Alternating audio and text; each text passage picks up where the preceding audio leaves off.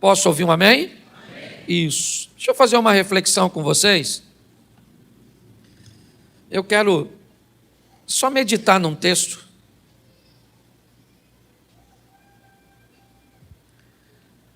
Êxodo capítulo 12, a partir do verso 1. Hoje é um domingo que se comemora a Páscoa. No nosso ministério, na verdade, a Páscoa acaba sendo todos os dias, e não apenas num domingo. Mas vale a pena nós entendermos um pouco o que é isso de verdade. Se nós entendermos o significado da Páscoa, talvez façamos melhor uso daquilo que aconteceu. Não do domingo de Páscoa, não de uma data em particular. Mas eu acho que vale a pena nós entendermos. Êxodo capítulo 12, verso 1. Eu vou ler bastante e vou falar pouquinho, só quero te dar alguns exemplos.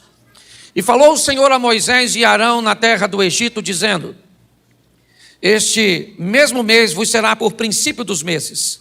Este vos será o primeiro dos meses do ano. Falai a toda a congregação de Israel, dizendo: aos 10 deste mês, tome cada um para si um cordeiro, segundo a casa dos pais, um cordeiro para cada casa.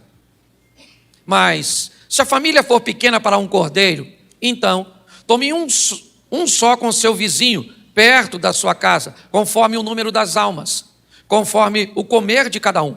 Fareis a conta para o cordeiro. O cordeiro ou cabrito será sem mácula, um macho de 1 ano, o qual tomareis das ovelhas ou das cabras. E guardareis até o 14º dia desse mês, e todo o ajuntamento da congregação de Israel o sacrificará à tarde. E tomarão o sangue e pô-lo-ão em ambas as ombreiras e na verga da porta, nas casas em que o comerem. Isso. E naquela noite comerão a carne assada no fogo, com pães asmos, com ervas amargosas a comerão. Não comereis dele nada cru, nem cozido em água, senão assado ao fogo, a cabeça com os pés e com a fessura. E nada dele deixareis até pela manhã, mas o que dele ficar até pela manhã, queimareis no fogo. Assim, pois, o comereis, os vossos lombos cingidos, os vossos sapatos nos pés, o vosso cajado na mão, e comereis apressadamente. Esta é a Páscoa do Senhor. Feche seus olhos. Senhor nosso Deus e Pai, fala conosco, ó Deus, continua falando, nos conscientizando, nos aperfeiçoando, nos conduzindo mais perto de Ti, através da Tua palavra e da santidade proposta por ela. Continue conosco pelo poder do nome de Jesus. Amém. Glória a Deus. Amém? Vamos dar uma olhada nisso para que possamos entender. Eu não sei se você reparou, mas o verso 1, onde eu comecei a ler, diz que Deus fala com Moisés e com Arão, ainda no Egito. Há uma instrução para eles. A 10ª praga que vai ser conduzida sobre o egípcio está pronta para chegar.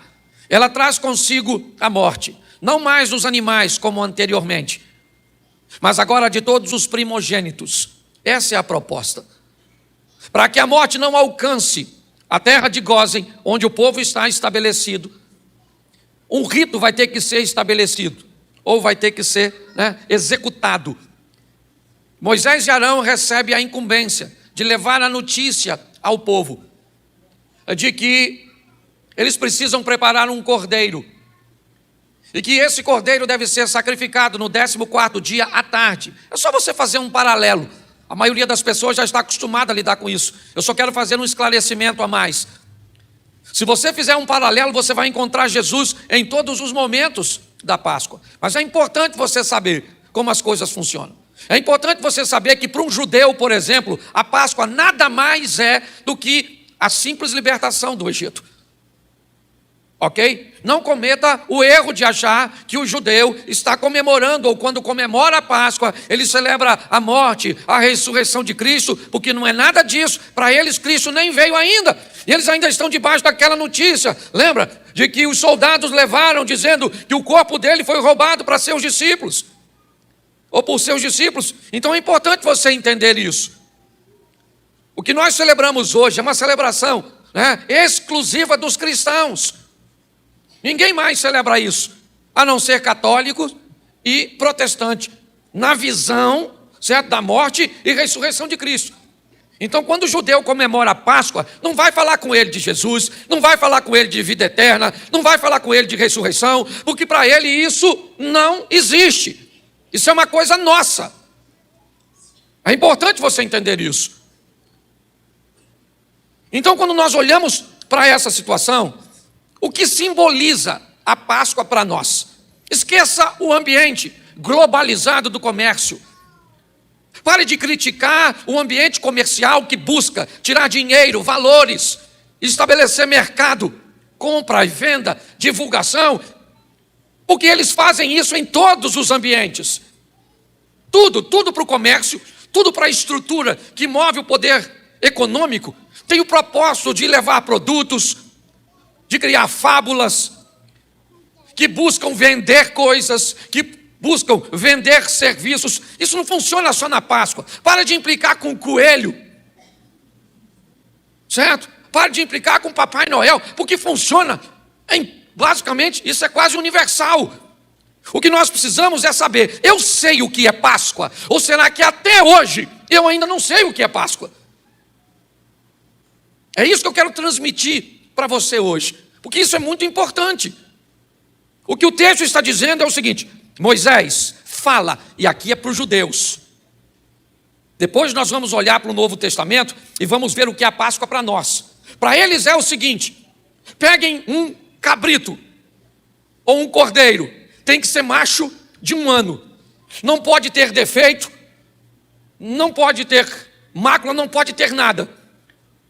No 14º dia à tarde, lembra? À tarde, 3 horas da tarde, foi o horário que ele disse: Eli, Eli, lama sabachthani, lembra? Nós já vamos olhar para isso lá na frente. Mas na parte da tarde, vocês vão sacrificar este cordeiro.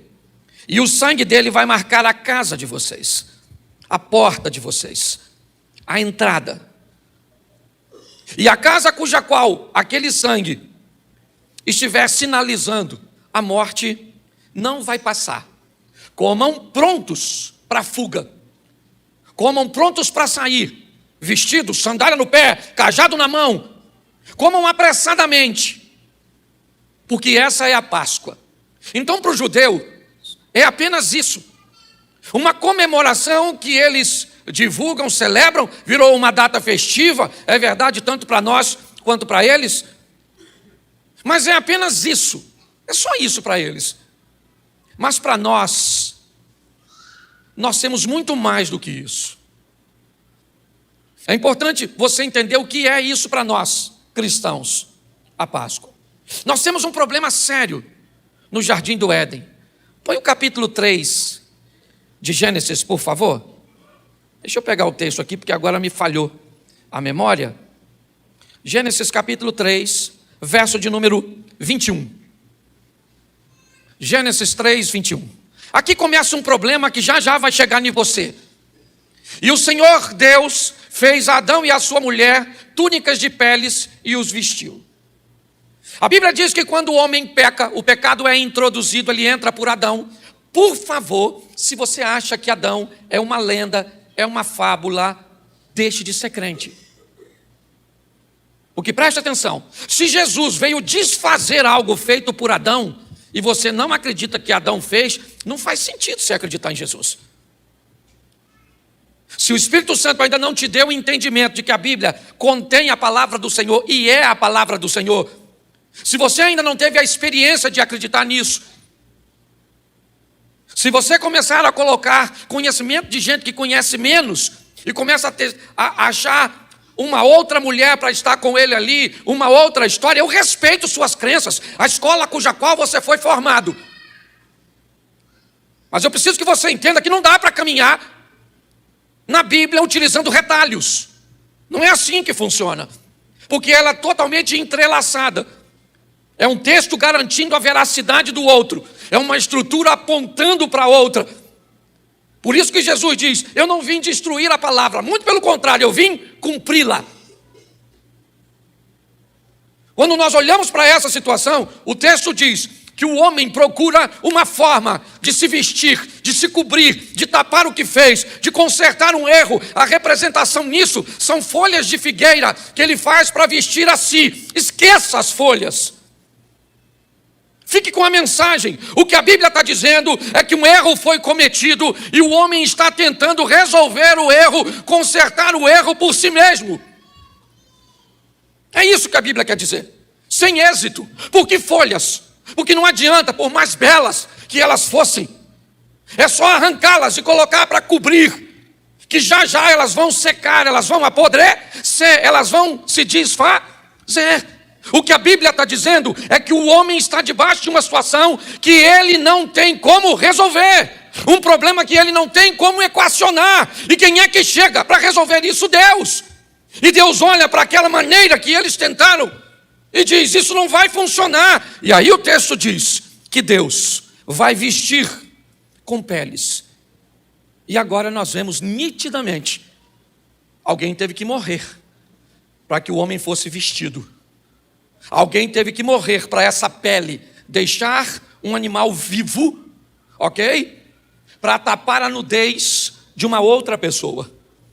Aqui nós começamos a vislumbrar o que nós vivemos hoje.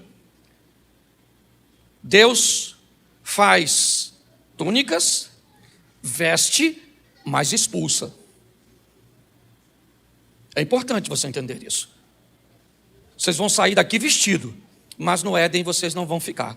O que vocês fizeram afastaram você, ou vocês, do paraíso. Vocês estão expulsos. Vocês perdem a comunhão.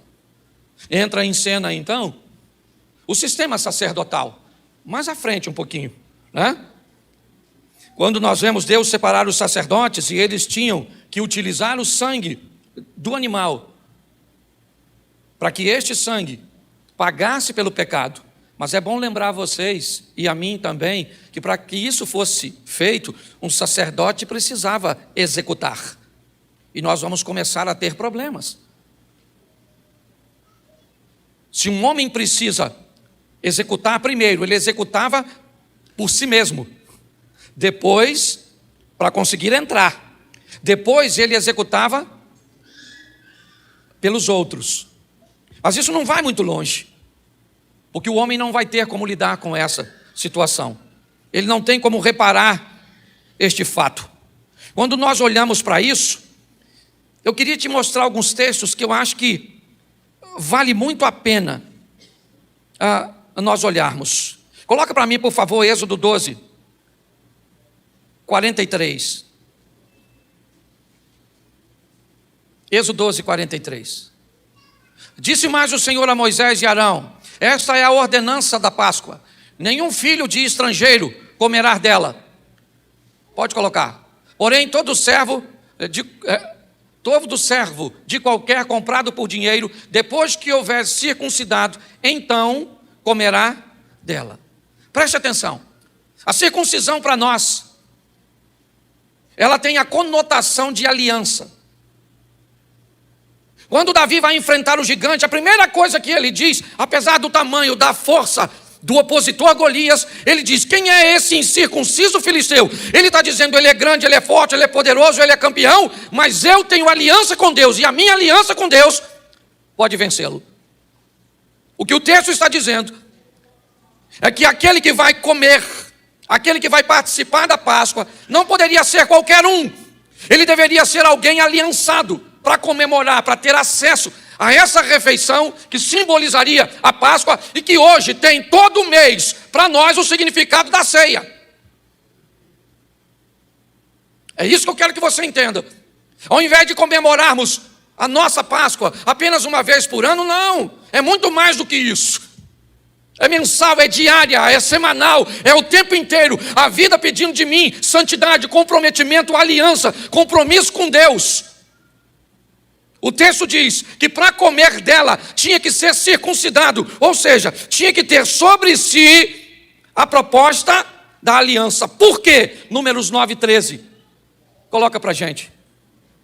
Números capítulo 9, verso 13.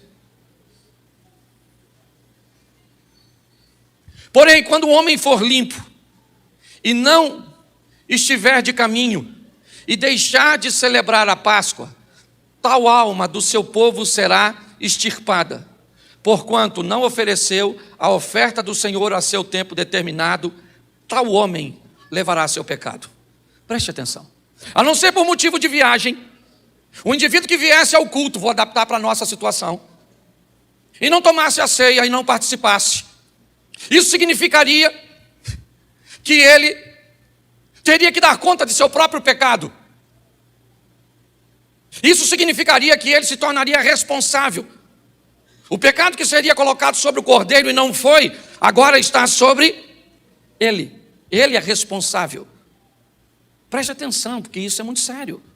Se nós trouxermos hoje, é isso que eu quero fazer. Eu quero tirar a Páscoa e botar a ceia. Até porque a Páscoa, a ceia foi durante a Páscoa. Eu quero mostrar que normalmente, durante uma ceia, só fica de fora quem quebrou a aliança. E pior, quem quebrou a aliança está no dia de fazer o concerto. Por isso que a Bíblia diz que diante da mesa se arrependa e mude de postura. O grande desafio nosso tem sido esse. Quando eu não participo, vem a ceia e eu não participo da ceia porque eu estou em pecado. Beleza, está certo. Mas eu tive acesso ao perdão para participar da mesa, mas me afastei da mesa. Então quer dizer que eu estou rejeitando a cobertura do sangue que me dá comunhão e que me aproxima de Deus, para me ficar com o pecado que me afasta. Eu acho que você precisa rever seus valores, por mais desafiador que seja, e diminuindo a margem de seus erros, para estarmos cada vez mais perto do Senhor. Quando olhamos para isso, o que vamos ver agora? Um sistema sacerdotal praticamente falido. É assim que funciona. Me parece que quando alguém ia viajar para Jerusalém para o sacrifício, ao invés de levar um animal que o atrasaria, era melhor levar o dinheiro para comprar lá. Ao invés de levar a lenha, era melhor comprar lá. Ao invés de comprar o azeite, era melhor, ou de levar o azeite, era melhor comprar lá. Ao invés de levar o incenso, era melhor comprar lá. E me parece que o mercado se estabeleceu no local da adoração. Porque um vendia o animal, outro a lenha, outro o azeite, outro o incenso. Quando nós olhamos para essa estrutura, me parece que em último lugar, quem ficava era Deus. A comunhão que Deus sempre quis ter conosco, porque o cordeiro que vai tirar o pecado do mundo, é o que diz João, é o Cristo. É Ele que vai morrer naquela cruz para pagar o meu e o seu pecado, para pagar uma dívida que eu e você não temos como pagar, para nos ajudar a vencermos os desafios da convivência, a buscar um ambiente onde, por amor a Ele, por quê? Porque Ele foi o cordeiro, aquele cordeiro que vestiu Adão e Eva lá no jardim do Éden. Agora João diz o seguinte: esse aí é o cordeiro de Deus que tira o pecado do mundo. Qual é a minha comemoração hoje? Eu não como carne, beleza? Não estou falando da sua cultura e da cultura da sua família. Tem problema nenhum se você não come carne, continue não comendo. Que Deus te abençoe. Mas a minha pergunta é: o que a ceia tem a ver? E a Páscoa tem a ver com a carne? Para mim e para você, o que eu tenho que entender é o seguinte: alguém foi naquela cruz, apesar de inocente, de ter todo o poder, como Deus, abriu mão de tudo isso, se apresentou como um humano, tendo toda a possibilidade de abortar a missão a qualquer momento. Ele disse: eu vou até o fim. Para quê? Para salvar a mim e a você, para mostrar que nos amou e que nos ama, nos dando condições de vencermos as adversidades. Pastor, qual é a melhor maneira de honrarmos tudo isso? É viver uma vida de integridade. É buscar viver uma vida onde as pessoas olham para nós e digam assim: olha, aquele ali ou aquela ali é alguém que seus negócios estão na mão do Senhor, que seu casamento está na mão do Senhor, que a sua família está nas mãos do Senhor, que a comunhão que ele tem com a igreja está nas mãos do Senhor. A melhor maneira de nós honrarmos uma data como hoje, onde nós comemoramos a entrega dele na sexta-feira, se foi sexta, se foi quinta, isso não interessa. Nós não temos, por favor, independente da escola que você enfrentou ou que você aprendeu, inevitavelmente, datas muito antigas encontrarão sérios problemas para serem precisas. Não se esqueça que Jesus não era milionário. É fácil você chegar em ambientes e acharem coisas de César, e acharem coisas de Alexandre o Grande, e acharem coisas, da Babilônia, mas não se esqueça que aquele que poderia ser suntuoso em todas as áreas, não foi. Ele chega nesse mundo humilde, e parte daqui mais humilde do que chegou, com a sensação de que uma missão ele cumpriu. Qual? Eu salvei a humanidade. Eu salvei a humanidade. Essa é a grande essência deste momento, sabe? Eu tive a oportunidade, esse ano, de mudar. Eu estou quebrando paradigmas. Na minha casa, a Páscoa foi ontem.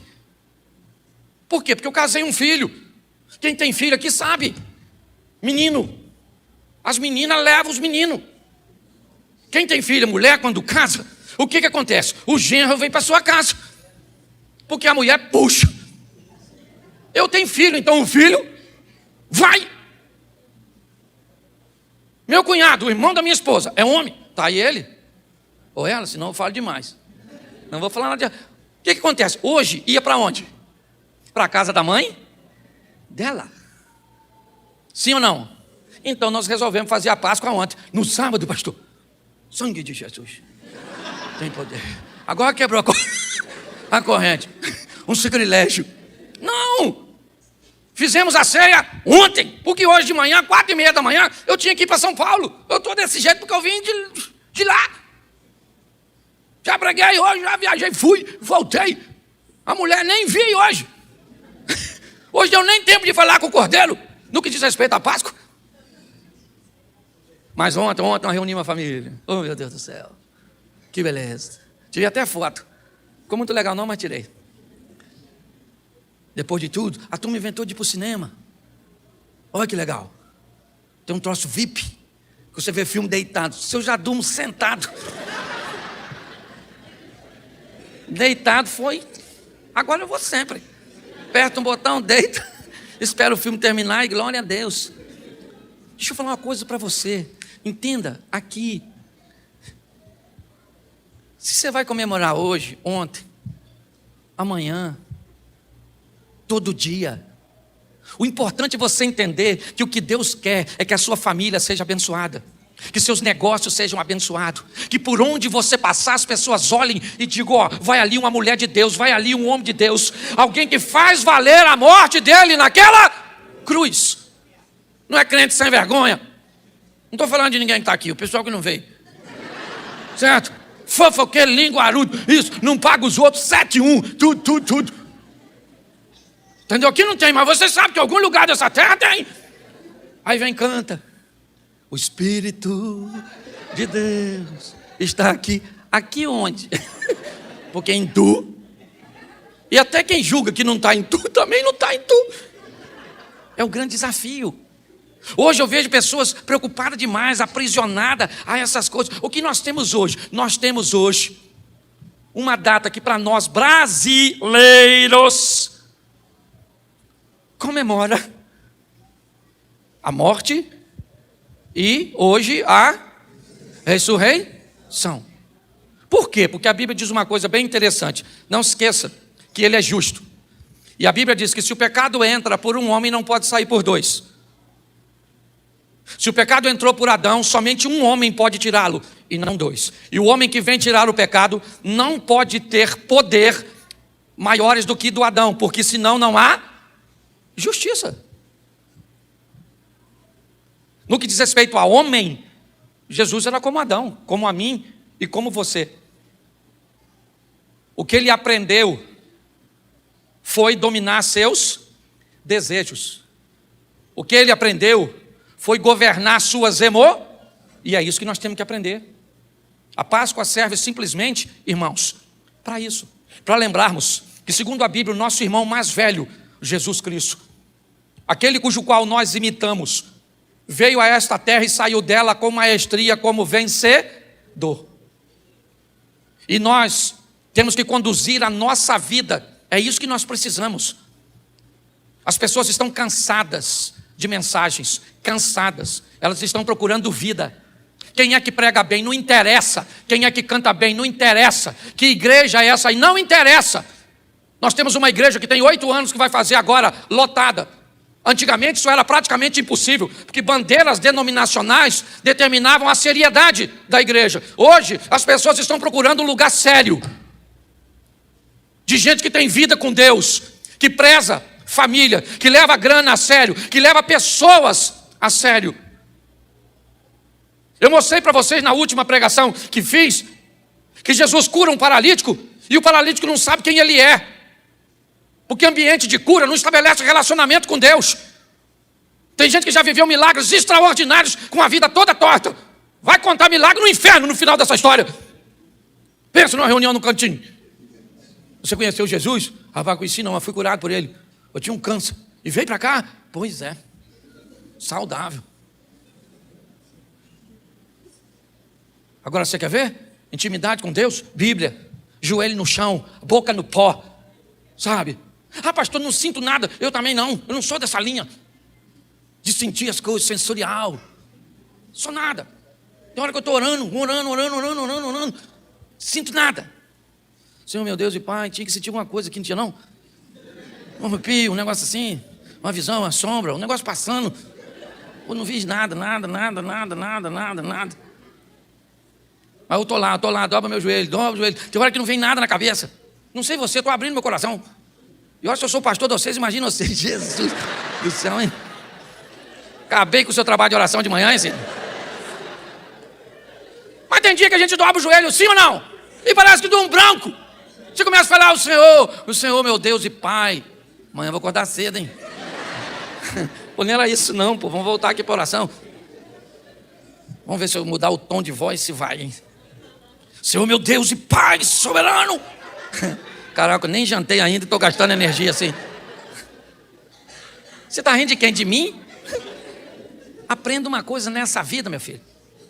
Nós não fazemos porque sentimos, nós fazemos porque obedecemos. Nós não fazemos porque nós estamos vendo, nós um dia vamos e pronto. É isso que você tem que entender. Ah, pastor, não entendo nada lendo a Bíblia. Você acha que eu entendo? Tem hora que eu leio e falo, Senhor, o que esse cara quis falar aqui, Senhor? Entendi nada. Tem texto que eu não sei porque está ali. Não vou entender não vou ler não, porque eu não entendo. Lê sem entender que você entende. Ora sem sentir que você sente. Você está entendendo? Ame sem ser amado que você vai chegar perto de Deus. Nós temos que imitar, meu irmão. O negócio é esse. E é difícil, que se fosse fácil todo mundo fazia. Fácil não é não. Quer ter bom para te perturbar você? Esse dia, viver com gente, estou terminando já. Eu vou te dar 3 versículos aqui para me acabar, porque eu preciso falar de gente. Porque hoje, conviver com gente me parece que a maior dificuldade de alguém andar com Deus. Porque pensa num troço difícil, gente.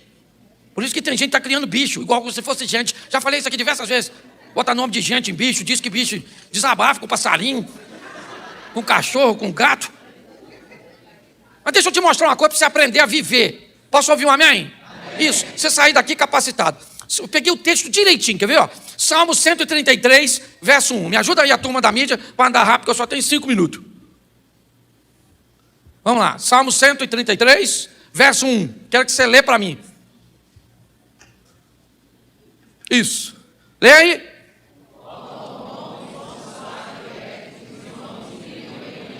Oh, quão bom e quão suave é que os irmãos vivam em...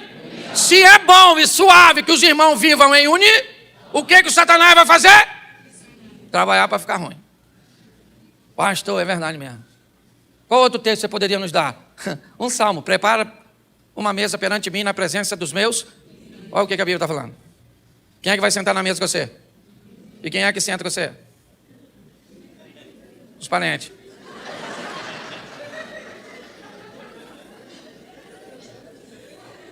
Deu para entender? Desde o início, gente. O Abel teve problema com quem? Com os irmãos dele. E o Davi? E o José? E o filho pródigo? E você? E Jesus? E os irmãos? Mas não é porque você tem problema com os seus irmãos que você vai atrapalhar seu relacionamento com o pai. A Bíblia diz, ó, quão bom e suave é que os irmãos vivam em? Vivam em? Romanos 12, 18. Você deveria gravar aí para você. Romanos 12, 18. Olha que texto lindo esse aqui, olha. 12, 18 de Romanos. Leia aí, por gentileza.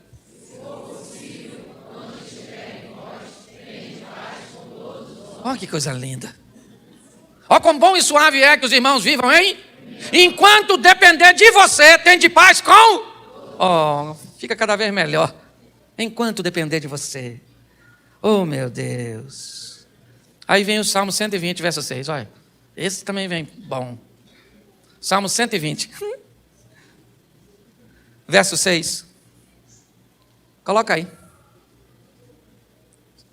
Leia aí para mim. Verso 7.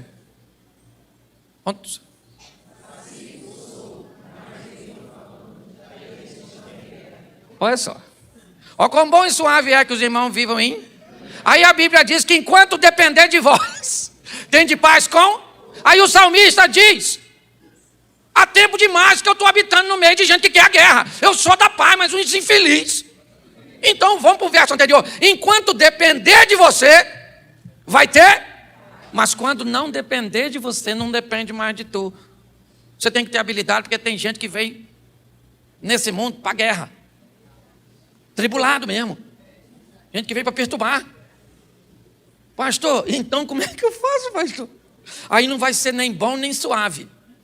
Nós vamos ter que ir para Colossenses. Para pegar de lá 3,13. Colossenses 3,13, coloca aí. A gente termina aqui. Vamos lá?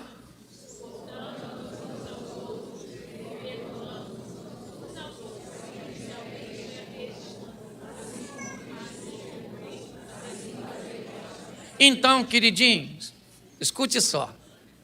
Vive em comunhão com quem dá para viver em comunhão. Porque tem gente que não dá. E o que você faz com quem não dá? Suporta. Está na Bíblia, eu vim dar para notícia ruim. Suporta, suportando, porque tem gente que você não ama, você suporta. Aliás, suportar já é amor em última instância. Pastor, o senhor é doido de falar isso? Eu falo, porque é verdade. Tem gente que a gente só ama porque Cristo mandou. Sim ou não? Sim! Por favor, você é gente. Tem gente que tem um sentimento de culpa quando fala isso. Tenha não. Seja maduro. Para valer a morte dele. E a vida que ele nos deu. Para isso, nós vamos ter que aprender, sabe? A viver nesse mundo. Lidando com gente. É bom e suave? Nem sempre. Porque às vezes você está em Meseque ou quer dar. Certo? Você está em meio a árabes. Aqueles que não eram judeus. Que nós venhamos hoje entender a verdadeira Páscoa. O que é isso? Para mim e para você. Alguém que me tirou da morte. Pagou uma dívida que não era minha. E eu não comemoro isso. Só hoje. Às vezes as pessoas me perguntam: pastor, por que você não faz muita coisa que outros lugares às vezes fazem? Eu não tenho restrição com fazer um alto de Páscoa. Eu não tenho. Nós não fazemos aqui porque não temos uma equipe para seja feita. Mas muito mais do que a encenação aqui é a realidade lá fora. É isso que nós temos que viver, meu irmão. Porque o bagulho é doido. O negócio é frenético. Então vamos tacar fogo lá fora. Mostrar para essas pessoas que nós temos uma novidade de vida. Porque Ele nos deu a oportunidade de vivermos nele. O pecado entrou por um homem, então saiu por ele. E Ele me dá o direito de comer a árvore da vida. Aquilo que o Adão me privou de comer. Um dia eu vou entrar no paraíso de Deus. Eu e você. E um anjo vai falar: dá um pulinho lá, Cláudio. Cláudio, árvore da vida. Eu vou lá. Eu vou comer um negócio daquele. Eu vou, estou falando sério. Eu vou. Alguém aqui vai também? É isso aí. Quem aqui não vai, levanta a mão. Até quem não vai também não levantou porque está a fim de ir, não é verdade? Fica de pé. Fala para quem está do seu lado assim: viver com você é difícil, mas é possível.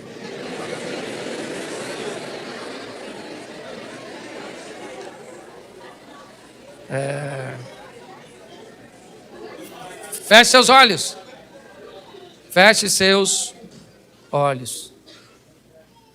Senhor nosso Deus e Pai, tudo que temos, só temos porque o Senhor nos deu. O Senhor é bom. Jesus, quando estava aqui nesse mundo, ele disse: não há nenhum bom a não ser Deus. O Senhor é bom, misericordioso. Muito obrigado, Senhor, por nos dar mais uma chance. Nós não merecíamos, nós não somos merecedores, mas a sua misericórdia se renova, ela não se repete, ela se renova a cada dia. Muito obrigado, ó Deus, porque o Adão nos afastou do paraíso, mas Jesus nos colocou de volta nele. Toma as nossas limitações, ó Deus. Toma nossa mente impregnada muitas vezes por valores, por uma cultura que se prende a coisas materiais. Ó Pai, nos ajude, porque até para acreditarmos no Senhor, carecemos do Senhor. Abençoa cada lar, a cada família, que a nossa casa não seja afetada pela morte, que todos os dias a Páscoa aconteça, a passagem, a libertação, a visão de que a proteção está sobre tudo aquilo que nós temos, pois tudo que temos está debaixo das tuas mãos. Leva-nos, ó Pai, por uma semana extraordinária. Leva-nos, ó Deus, por uma semana de boas notícias, uma semana de bons negócios. Continue conosco, Senhor, e que saiamos daqui hoje melhor do que entramos, e que na próxima vez assim aconteça, e que a cada dia vamos deixando um pouco de nós no teu altar e levando um pouco do Senhor. Continua conosco nessa jornada, ó Pai, que o grande amor de Deus, nosso Pai, a graça de nosso Senhor e Salvador Jesus Cristo e as doces consolações do Santo Espírito de Deus seja para com todo o povo do Senhor, e todos digam: amém. Que Deus abençoe e vá em paz. Agora você pode sair por aqui também, tá bom? Amém, glória a Deus. Gente, abra sua Bíblia em Marcos 4, 35. Quando nós vamos falar de Jesus,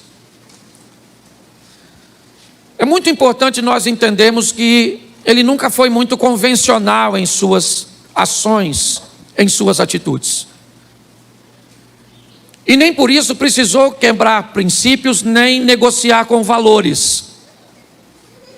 Ele é capaz de oferecer e de procurar qualquer tipo de pessoa, entrar em qualquer casa, frequentar qualquer tipo de ambiente, sempre com o propósito de mudá-lo. Seu respeito para com a decisão das pessoas era em alto nível. Uma vez ele encontra com um rapaz que queria saber ou obter respostas sobre a vida eterna. Jesus, que era capaz de olhar muito além da aparência, viu que o seu coração estava ancorado em coisas materiais. Jesus então disse a esse rapaz: pega o que tu tens, vende, dá aos pobres, você terá um tesouro no céu, depois você vem e me segue. Se você acha que Jesus estava dizendo que para segui-lo tinha que ficar pobre, é só você mudar um capítulo à frente e você vai vê-lo entrando na casa de Zaqueu, o rico. E ele não pede isso de Zaqueu. Zaqueu que se oferece para dar uma parte de seus bens. Quando Jesus fala isso com o jovem rico não entende, se entristece, vira as costas e vai embora. Jesus não vai atrás dele, tentando negociar alguma coisa que o mantivesse perto ou por perto de Cristo, porque era um princípio. E quando ele expõe princípio, quem não aceita tem todo o direito de ir embora. Nem todo mundo vai entender de forma imediata. Muitos dos princípios de Jesus, ou que a palavra de Deus vai colocar sobre nós, entrarão em em choque com questões comportamentais, entrarão em conflitos com coisas que nos oferecem algum tipo de vantagem, de benefício, de prazer, de lucro, e por isso muitas vezes pessoas entram num processo de transformação e dependendo do que lhe prende, dependendo do que lhe domina, às vezes leva um tempo considerável até pessoas se libertarem. Por isso nós precisamos entender que a maneira de Jesus agir, ela precisa ser vista por quem age, né? Ou por quem vê a ação. Você vai vê-lo parando para conversar com o mendigo, tocando num defunto com a possibilidade de ficar impuro, sendo tocado por uma mulher que sangrava e tendo a possibilidade também de ficar impuro, de entrando na casa de um leproso para comer, se permitindo manter uma conversa particular com uma mulher num ambiente isolado no poço de Jacó. Quando você vai ver a ação, o agir, o mover de Deus, inevitavelmente, só um minutinho que eu vi um barulho ali que eu vi que espantou vocês, né? Então deixa eu dar uma notícia para vocês. Já que eu não sei o que é, eu vou ficar mais tranquilo se você sair debaixo desse ar-condicionado. Por favor, quem está sentado aí, amanhã a turma da manutenção, dá uma olhada lá. Pastor, o senhor não tem fé? Fé eu tenho. Só não tem força para segurar ele se ele cair. Seguro morreu de velho. Eu escutei um barulho, todo mundo olhou para cima, sei lá o que é. Alguém poderia dizer que é o diabo, mas eu acredito que nesse culto ele não veio. Pelo menos não foi eu que trouxe. Se veio, deve ser convidado seu. É brincadeira, viu? Só para descontrair, porque eu acabei desconcentrando tudo quando eu olhei para lá. Obrigado, pessoal que saiu aí. Tá certo? Então é muito importante você entender que Jesus provavelmente está a fim de alcançar quem você pensa que não deveria ser alcançado. Ele está a fim de salvar quem você acha que não tem o direito à salvação. Por isso, muitas vezes, nós acabamos entrando em choque. E eu quero começar por esse texto, porque o texto começa usando um advérbio de tempo, que reflete uma série de coisas, e naquele dia, sendo já tarde, disse-lhes, passemos para outra margem. Eu não sei simplesmente para o escritor Marcos, que nem era um dos participantes, não estavam ali participando do grupo, ok? Mas ele diz que já era tarde, talvez tarde, uma hora avançada do dia, talvez tarde porque eles já estavam muito cansados. Eu não sei qual é a colocação que ele está buscando fazer, mas me parece que o que Jesus está querendo fazer não está muito em concordância com o que os discípulos querem. Talvez na cabeça deles deveria ser feito em outra ocasião, em outro dia, de uma outra forma, seguindo um outro padrão, é o que me parece. Jesus faz um convite que provavelmente os discípulos não estão muito interessados em atender, não estão muito animados com a notícia de entrar do barco, e ir para o lado leste do Mar da Galileia, para o outro lado do Mar da Galileia, a terra dos gentios, Decápolis, as 10 cidades pagãs. Seus discípulos são judeus de carteirinha e já tinham dificuldade para lidar com seus parentes samaritanos. Imagine com o gentio, com o não judeu, com os cães, como em muitas ocasiões eram chamados indignos. Se Jesus chamasse num horário apropriado, eles já não ficariam animados, quanto mais num ambiente que eles consideravam tarde, ok? Inapropriável, indesejável. É isso que o texto está dizendo. Quando nós olhamos o capítulo 5, o verso 1, põe aí por favor.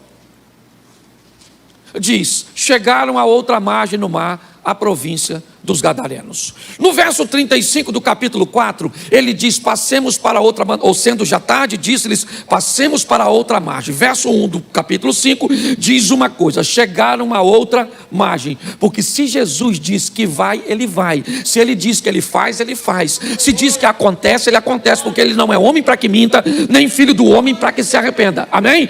Se você se decepcionou com pessoas, parabéns, bem-vindo ao grupo.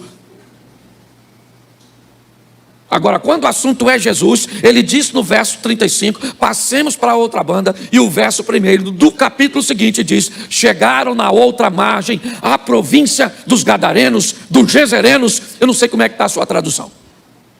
Mas a pergunta é: o que é que ele está querendo fazer lá? Qual o seu propósito?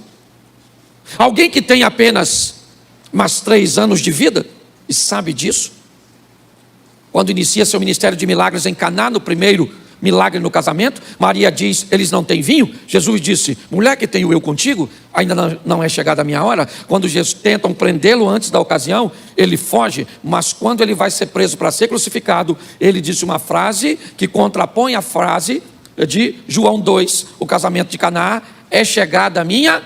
Jesus disse: ninguém tira a minha vida, sou eu que dou. Eu estou no controle de tudo e sempre estive, é assim que funciona. Quando nós olhamos para essa situação, nós vamos ver algumas coisas que precisam, eu acho que ser consideradas nesse ambiente. O que ele está querendo fazer lá? Primeiro vamos ver se foi fácil para Jesus ir para o outro lado. Se foi tranquilo, se essa passagem para ele foi algo sem nenhum problema, vento favorável, todo mundo satisfeito na viagem, uma viagem tranquila, porque é ele que está fazendo. Bom, ele fala para os discípulos: passemos para outra margem. Mas para os discípulos entrar, algumas coisas, elas vão ter que ser vistas. A primeira coisa que o texto diz é que os discípulos deixam a multidão.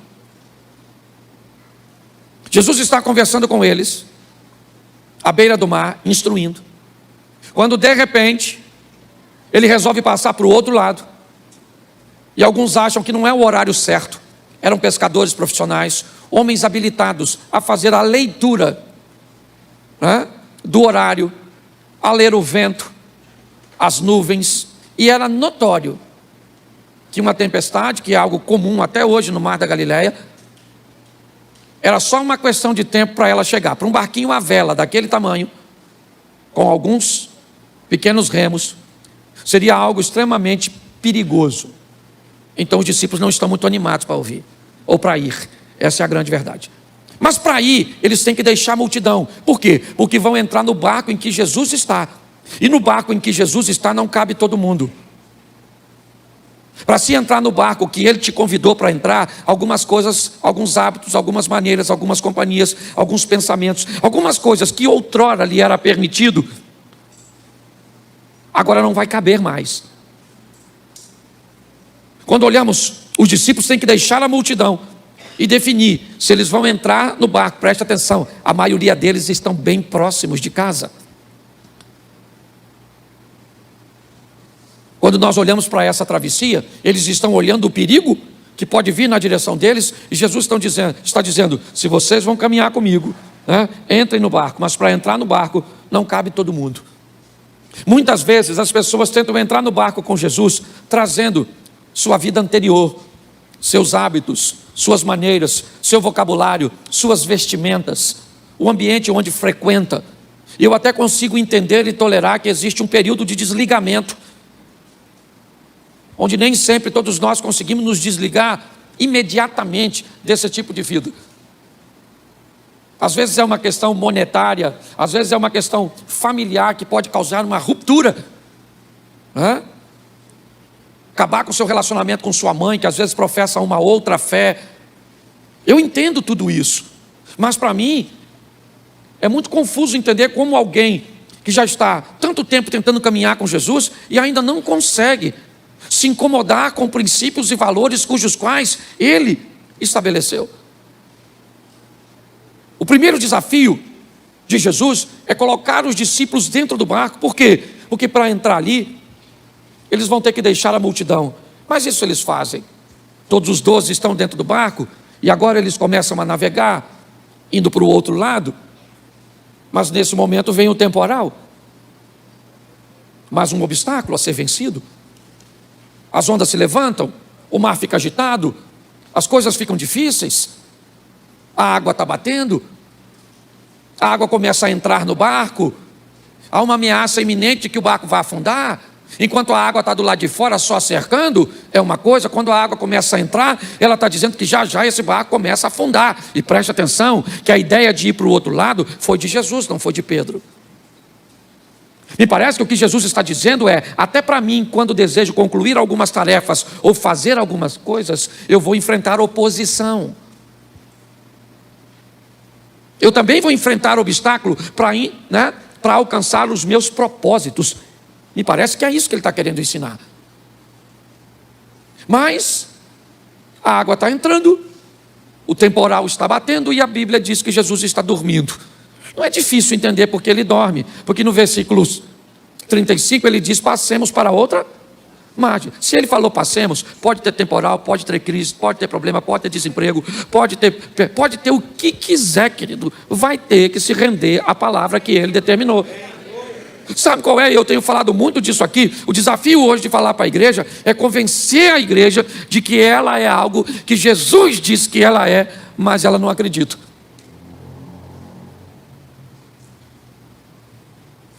O grande desafio nosso é esse. Todas as vezes que você depara com uma oposição que vem para todo mundo, não é para você, talvez ela venha mais forte para você pela sua falta de habilidade. Porque eu já vi gente que durante uma crise, diante de um problema, ao invés de jogar água, joga gasolina. E às vezes sem querer. Deixa eu te contar uma história só para você entender aqui, rapidinho. A mulher estava em casa, e aí a criança deixou o vidro de álcool cair no chão. Caiu com o bico assim, conclusão, arrebentou a tampa. Ela não tinha outra tampa, o que ela fez? Se deixasse aberto, ia evaporar. Tinha uma garrafa de Coca-Cola, vazia. Ela pegou e jogou o álcool na garrafa de Coca-Cola, fechou e botou embaixo da pia. Olha que beleza. O homem então, estava fumando, deixou o cigarro cair em cima do sofá. E de repente a coxa, que estava forrando o sofá, começou a pegar fogo. O que ele precisava? De água. Então ele abre, corre e vem embaixo da pia da cozinha uma Coca-Cola com água. O que é que pode ter dentro de uma Coca-Cola? Sim ou não? Sim. O que ele fez então? Abre a Coca-Cola e mira no sofá. Quando de repente ele acha que ficou rico, porque descobriu a combustão do H2O. Ele não... Como a água pode causar uma explosão daquela? Quando de repente, tudo chamuscado, cílio, sobrancelha, mente, ele sente que algum jumento, que só pode ser, botou o álcool lá dentro. Preste atenção, porque todo mundo nessa ocasião estava querendo uma coisa: o quê? Resolver o problema. A mulher de não perder o álcool, o cara de apagar o fogo. Certo? Está todo mundo extremamente bem intencionado. A verdade é essa, mas está tudo dando. Faz um paralelo entre tu e algumas coisas que você tenta resolver na sua vida. Então, volta e meia, por mais bem intencionado que você esteja para resolver coisas, a crise é algo que faz parte. O temporal, as adversidades, lá vem. E Jesus está tranquilão. Não é porque ele é Jesus. Não, é porque ele já sabe o que vai acontecer, porque ele diz que vai acontecer. Ok?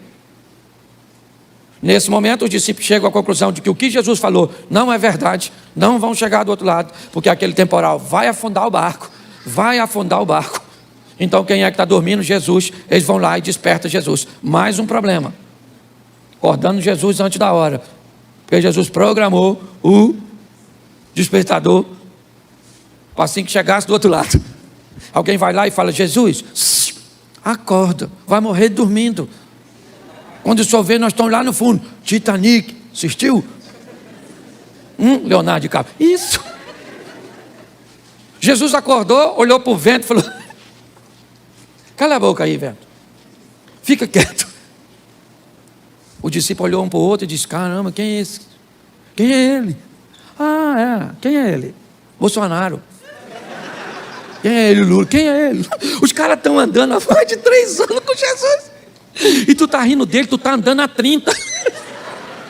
E ainda não sabe quem ele é. Quando a gente fala dos outros é fácil, mas quando transporta pra gente, é muito legal a gente rir dos discípulos. Se tu estivesse lá, nossa, Pedro, nós vamos fundar, Pedro. E Pedro falando, cala a boca, Cláudio.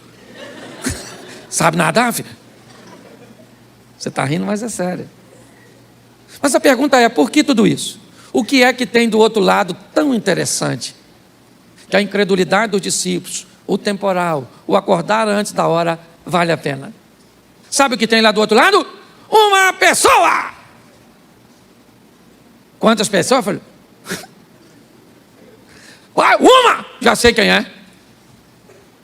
Rico, milionário, Alphaville, anda de Ferrari, bonito, inteligente.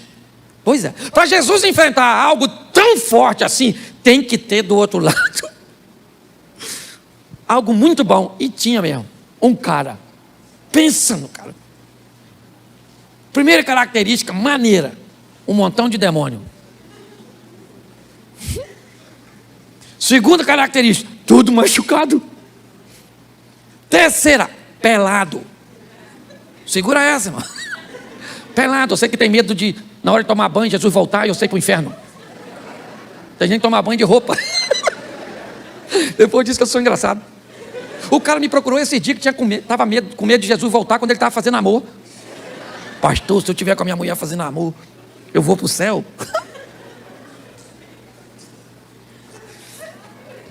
Falei, Senhor, dá essa ovelha para outro para sentar. Ninguém aguenta uma íngua dessa não, pelo amor de Deus. O cara estava cheio de demônio, cheio de machucado, não estava usando o relógio Rolex, vestindo Armani, entendeu? Pelado e pior, agressivo, atacava os outros. Atacava os outros. Você deve estar pensando assim, tem que ter outro motivo. Pastor, esse aí não vale a pena enfrentar má, incredulidade. Pois é, querido. Estava um cara morando no cemitério nu, cheio de ferido. E Jesus do outro lado disse, eu vou lá libertar aquele cara. Mas ninguém vai concordar.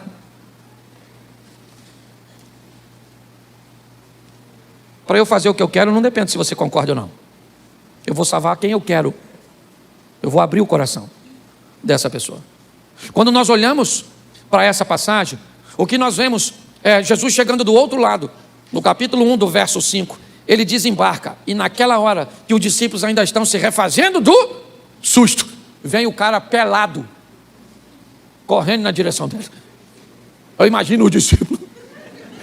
Caraca, mas nem acabou uma tempestade, olha lá. Nossa, que visão terrível. Esse peladão vindo. Chegou o cara. Sabe o que o cara falou? Ou melhor, o demônio que está no cara. O que tenho eu contigo, filho do Altíssimo, para você vir me perturbar? Note que tem gente que sabe mais coisa que o discípulo. Me parece que o demônio já sabe que Jesus foi lá. Jesus falou, como é que é seu nome? Ele falou, meu nome é Legião, porque nós somos um montão. Jesus falou, não quero saber. Sai dele agora, eu vim aqui para libertar esse cara. Eu vim aqui por sua causa. Eu imagino o discípulo. Nossa, enfrentamos tudo isso por causa desse cara. É assim que você olha para algumas pessoas, dependendo do estilo de vida. E pior, muitos desses gadarenos estão dentro da igreja. Porque a gente pensa que os gadarenos estão lá fora. Tem muitos gadarenos que já veio para dentro, mas ainda é gadareno. Entendeu? Tinha 50 demônios, agora tem só uns 3. Ué, mas 50 para 3. Hoje você acha que está todo mundo liberto? Às vezes eu olho para mim. Falo, quem está aí dentro de você, Cláudio? Dependendo do que eu pense, dependendo do que eu fale, dependendo do que eu faço, o que eu tenha vontade de fazer. Aí a gente fala, olha, senta perto daquele ali não. Ó. Olha como é que lá. Nossa, meu Deus. Quanto pecado naquela alma. E às vezes quem está acusando o outro é o demônio que está no você. Ela olha para lá, olha que não presta. Olha, eu sei que é bom. Por isso que você vem para o inferno. Isso. Você está rindo, cuidado que você pode estar rindo de você mesmo. Deixa eu te falar, igreja não é uma escola, mas tem função. Não é um hospital, mas tem função. Não é um restaurante, mas tem função. Aqui a comida tem que ser para alimentar todo mundo. Aqui tem que cuidar de todo mundo. Aqui tem que ensinar todo mundo. É assim que funciona. Quando nós olhamos aqui, o que nós precisamos é entender que muitas pessoas que entram por aquelas portas são capazes de ser transformadas num dia, num momento extraordinário, sim ou não? Mas tem gente que vai levar um ano. Chega aqui fumando. Pastor, paz, Senhor. Estou estressado. Tem umas pessoas que vêm falar comigo que a vida está difícil, eles falam em 5 ou 10 palavrão. Oh, Jesus, de quem é essa ovelha? Eu falei esse dia, eu vi uma irmã vir na rua. Meu irmão, a irmã estava quase pelada. Eu falei, tosquiaram minha ovelhinha. Eu falei, tosquiaram a dona. Você consegue entender? Gente, é esse padrão que me incomoda. Eu não sei quem você pensa que é, mas o Deus que nós servimos quer salvar todo mundo. Independente de onde mora, o dinheiro que tem, o que faz, está todo mundo no mesmo barco. Contando com a misericórdia do Senhor. Os discípulos provavelmente não concordavam, ninguém concordava. Jesus falou para aqueles demônios, sai dele, agora. E os demônios disseram, nós podemos ir para os porcos que estão ali? Ele disse, para os porcos vocês podem, mas sai dele agora. Os demônios saíram nos porcos, estavam próximo à praia, né? Um pequeno precipício. Os porcos se lançam dali e morrem afogados. E aí chega o dono do porco e falou, não tinha uns porquinhos aqui? Alguém disse, ó, chefe dos crentes lá, o matador de porco. Os porquinhos morreu tudo. Entendeu? Os demônios que estavam naquele cara lá que está vestido agora conversando com ele, porque o texto diz que agora o cara está sentado, batendo o maior papo com Jesus. Mas ninguém quer saber da transformação do cara, nem eu quero saber do porco. Cadê meu porco? Sim, porque aqui, querido, você pode olhar para 2 ângulos: a turma que está se transformando e a turma que está ruim de transformar. Porque tem os 2 tipos de gente aqui. Tem gente aqui que está nadando de braçada, que entrou, que hoje sabe muito de Bíblia, que a vida transformou. Essa semana eu encontrei com o cara e falou, pastor, eu tenho que agradecer, há 3 anos eu cheguei aqui, eu era funcionário de uma empresa, hoje eu sou dono de uma empresa própria. Eu falei, aleluia! Agora tem umas turmas também. Como é que está? Pastor, estou fazendo curso de caranguejo. Andando para trás. Sou discípulo de Michael Jackson. Isso! Porque pessoas ouvem a mesma coisa e têm resultados diferentes. Quando nós olhamos para essa passagem, olha só, o cara está sentado, batendo um papo, liberto, vestido, e as pessoas estão preocupadas com os porcos. Com todo respeito aos bichinhos, tem gente aí, querido, me parece que essa história de valorizar mais bicho do que gente é antiga. Aí Jesus falou, ô gente, vamos embora. Acabamos de chegar. Poucas horas, pois é. Só vim aqui por causa do parceiro aí, ó. Nem sei o nome dele, Gadareno. Tem que falar assim, porque eu não sei. Só o irmão aí, o irmão Gadareno. Aí o Gadareno falou, aí Jesus, deixa eu ir com o senhor aí, poxa. Jesus falou, meu filho, já está ruim com 12. Com 13 vai ficar pior. Vá para a sua casa, vá para os seus. Note que esse cara que andava na rua, nu, ferido, morando num cemitério, tinha família. E Jesus manda ele, depois de liberto, para onde? Para casa, porque tem gente que quer ser missionário na África. Fazer missões na América. Mas não faz missões no seu casamento, nos seus filhos. A primeira paróquia sua tem que ser sua casa. Não vou dizer que você é perfeito, não. Está aí, ó. Certo? Minha turminha está por aí, meu filho está ali, nora, esposa, a turma está toda aí. Não sou perfeito não, meu irmão. Mas também sou não cego não. Eu tenho uma vida, certo? No altar do meu Deus. Jafar vai fazer 30 anos que eu estou com ele junto e misturado. Muitas vezes vendo os inimigos querendo dominar eu. Sai da minha cabeça, miserável. Sai do meu olho. Sim. Você pensa que é só você que gosta de olhar para a mulher maneira? Os homens casados falam nada. Nada. A cara de Santo Eliezer, Juliano. Ô, meu filho, é para todo mundo. Do lado do rio ali. Nada, tá todo mundo no mesmo barco. Homem, macho, louvado seja o eterno. E tem que falar, Senhor, que cavala é essa que está passando aí na rua? Senhor? Meu Deus do céu, louvado. E a senhora também. Vem rindo que é só homem que olha para mulher bonita. Eu já falei isso aqui, que mulher dissimulada, olha sem nós notar. Porque, querido, não é mágica, sabe? É relacionamento. Se você acha que o pecado tem que te afastar de Jesus, está enganado. Pare de achar que você tem que melhorar primeiro. A gente discute muito isso para andar com Jesus. Ou você vem bagunçado. Pastor, eu fumo. Aceita Jesus. Ou vou parar de fumar primeiro. Vai dar ruim. Pastor, eu tenho que mudar muito para aceitar Jesus. Não, você tem que aceitar Jesus para mudar muito. É esse modelo que é estranho. Eu imagino agora o cara indo para casa. E o pessoal de longe, já estou terminando. De longe.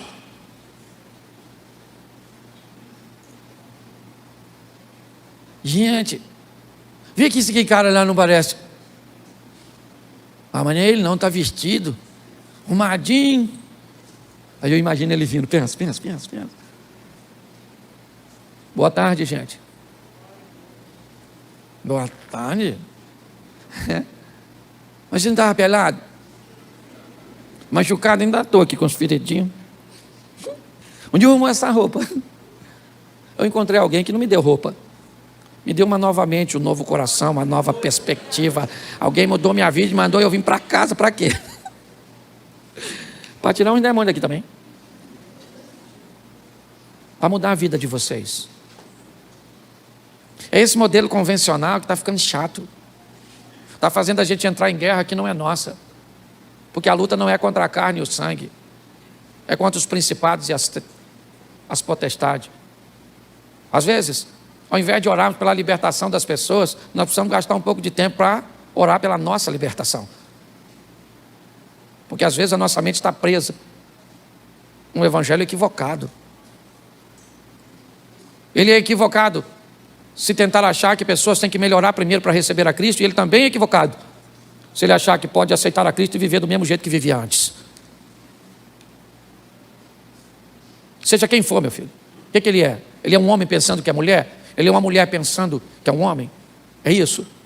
Ele é alguém bom, vestindo uma capa ruim com a arma na mão? É isso? O que é? Ele é alguém que está utilizando do lugar onde está para fazer coisas degradantes? É alguém que acha que a única forma de sobreviver é vendendo o seu corpo? É alguém que acha que para ser feliz tem que ter um relacionamento com outra pessoa além de seu cônjuge? É isso? Qual é o modelo? Vai olhar para Jesus que você vai ver que ele encontra com pessoas que as pessoas dizem: cara, esse cara não pode ser mestre, esse cara não pode ser santo, ele tem demônio. Um cara que tinha sido cego, sabe o que falou quando alguém disse para ele que Jesus que o curara tinha demônio? Ele disse: olha, desde que o mundo é mundo, eu não conheço um cego de nascença que voltou a ver, e desde sempre eu aprendi que Deus não ouve a pecador, somente a... Então como é que vocês estão dizendo para mim? Eu acho que hoje eu quero me concentrar, ou concentrar essa mensagem, em fazer um apelo, onde nós possamos aceitar Jesus. Não aceitar o Jesus que eu já aceitei há 30 anos atrás para me salvar. Não, esse eu já aceitei. Não me batizar de novo, um só batismo. Não. Mas eu estou precisando aceitar Jesus do jeito que Ele é. Porque me parece que criaram um Jesus para mim, um Jesus para você, que tem que cumprir seus protocolos, que tem que se encaixar naquilo e nas pessoas que você acha que merece. Não é assim não, meu irmão. Tem muita gente aqui que ainda está num processo de libertação. Você não sabe de onde a pessoa veio, o que ela viveu, mas você não é maior, nem melhor, e nem menor, e nem pior do que essa pessoa. Você é tão importante a Deus, para Deus como qualquer outro. Então nunca desprestigie, nunca menospreze. O cara entrou ali abraçado com outro homem, vai sentar aqui, meu irmão. Vai ser respeitado, ok? Vai ser respeitado. Vai nos visitar segundo esse modelo. Vai caminhar conosco, vai receber a direção de um modelo que nós acreditamos.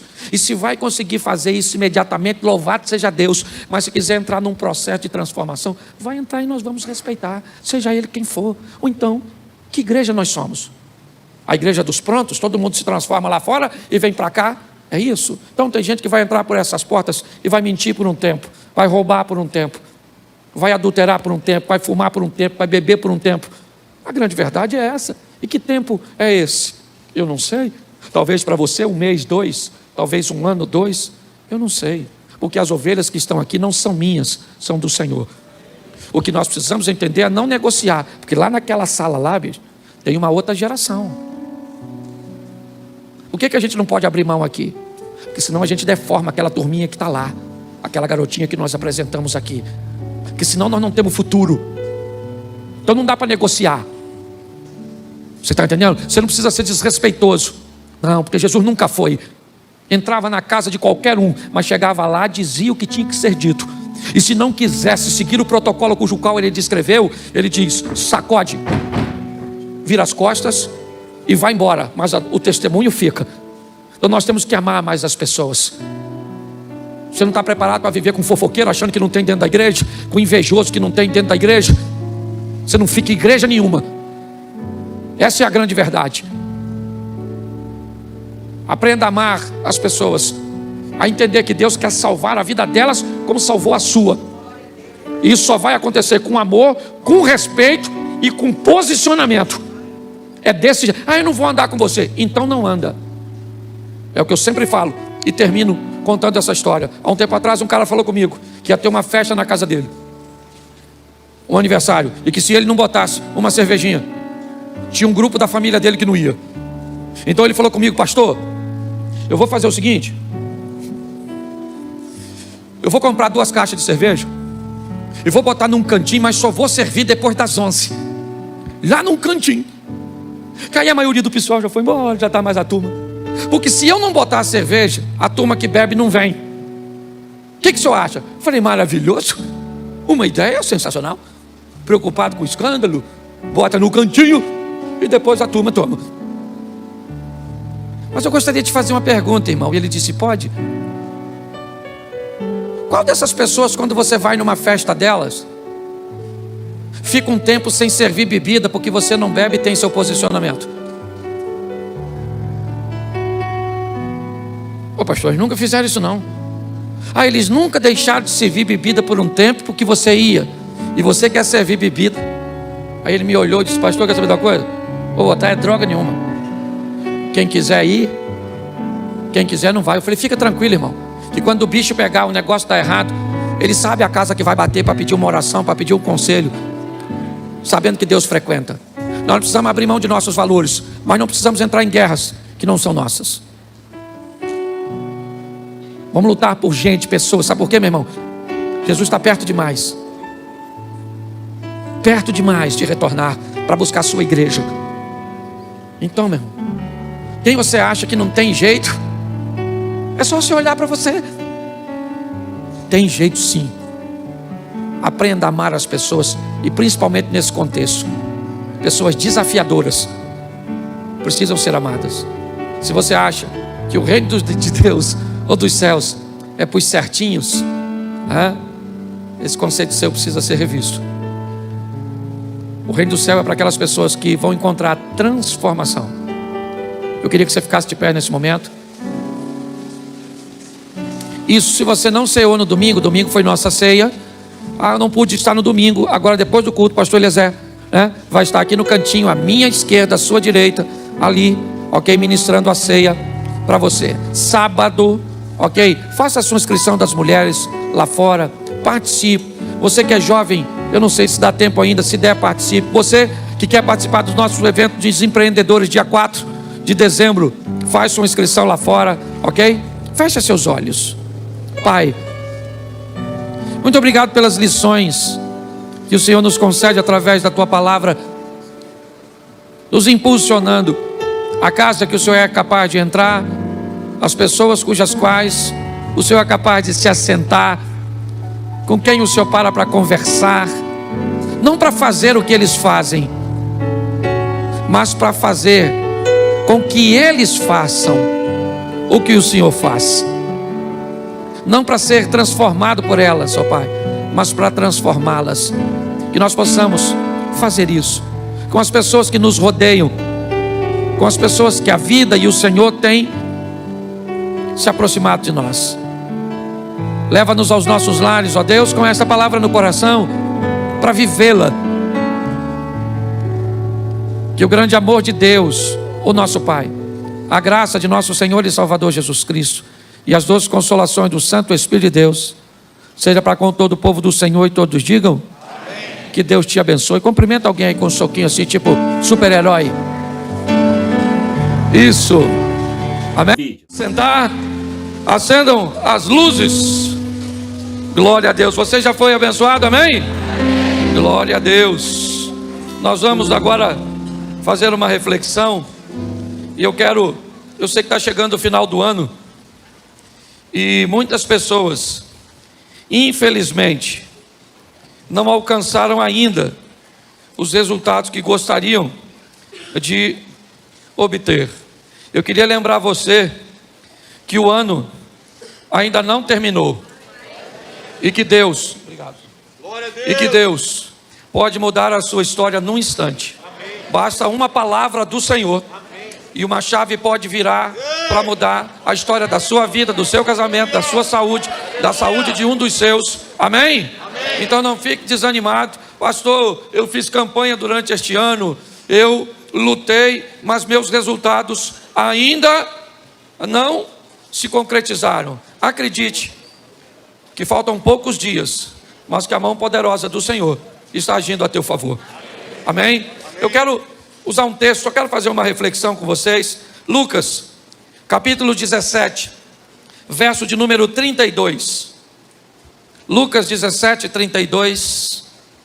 O texto diz assim: lembrai-vos da mulher de Ló. Você pode ler? Lembrai-vos da mulher de Ló. De novo. Lembrai-vos da mulher de Ló. Feche seus olhos. Senhor nosso Deus e Pai, em nome de Jesus, eis aqui a Tua palavra. Continua falando conosco e usa-me como um canal de bênção. Fala conosco, Pai, não aquilo que queremos ouvir, pois isso é muito pouco. Fala conosco aquilo que nós estamos precisando ouvir. Tira-nos do conforto da mesmice e nos coloque no confronto das mudanças. Que sejamos desafiados por Tua palavra e venhamos aceitar o desafio para mudar a nossa história para sempre. Em nome de Jesus. Amém. Glória a Deus. Amém? Amém. Bom, eu acredito que, se não todos, a grande maioria sabe do que Jesus está falando neste momento. Neste pequeno versículo, quando ele está dizendo para seus ouvintes: eu preciso que vocês tragam à memória de vocês a história da mulher de Ló. Obviamente, Jesus está falando que nós precisaríamos entender e lembrarmos de por que ela morreu, por que é que a história dela se paralisou, por que é que ela se tornou uma estátua de sal. O que aconteceu com essa mulher? Por que é que Jesus está dizendo a seus ouvintes que é necessário se lembrar dessa mulher? E muito mais do que a mulher de Ló, eu acho que vale a pena nós lembrarmos da história de Ló. Porque me parece que a atitude dessa mulher ao sair de Sodoma e Gomorra é algo que pertencia à família de Ló. Quando nós vamos olhar para a história de Ló, nós vamos encontrar nele, nós vamos encontrar na esposa dele, nós vamos encontrar nas filhas dele um comportamento que já vinha oriundo da família de Abraão. Aliás, eu queria que você entendesse isso. Quando Deus chama Abraão para mudar a história da vida dele, Deus diz: Abraão, eu vou fazer de você uma grande nação, eu vou fazer de você um vencedor. Você vai chegar onde nenhum dos seus chegaram. Eu vou formar um povo através de você. Mas para que isso aconteça, eu vou precisar que você faça duas coisas. Eu vou precisar que você saia da sua terra e da sua parentela. Eu vou precisar mudar você de lugar e tirar você do meio dessas pessoas. Que pessoas são essas, pastor? Que lugar é esse? O lugar é um lugar de idolatria. As pessoas são pessoas que começam e não terminam. Deus está dizendo para alguém que Ele quer tornar bem-sucedido, que para eu te tornar bem-sucedido, eu preciso remover coisas da sua vida. Que coisas? Coisas que impedem você de avançar para o seu futuro. Quando nós olhamos a preocupação de Deus, e não é apenas em Gênesis 12, como Abraão, você pode abrir os Salmos, 150 Salmos, mas o primeiro, ele diz: bem-aventurado aquela pessoa que não anda segundo o conselho dos ímpios, não se detém no caminho dos pecadores, não se assenta na roda dos escarnecedores. Você vê novamente direções essas que vão mudar a vida de pessoas. Olha bem, o propósito sempre é remover. Bom, eu vou escrever o nome de Daniel na história, eu tiro ele de sua família. Eu vou fazer algo grande na vida de José, eu preciso remover ele do seu lugar e da sua parentela.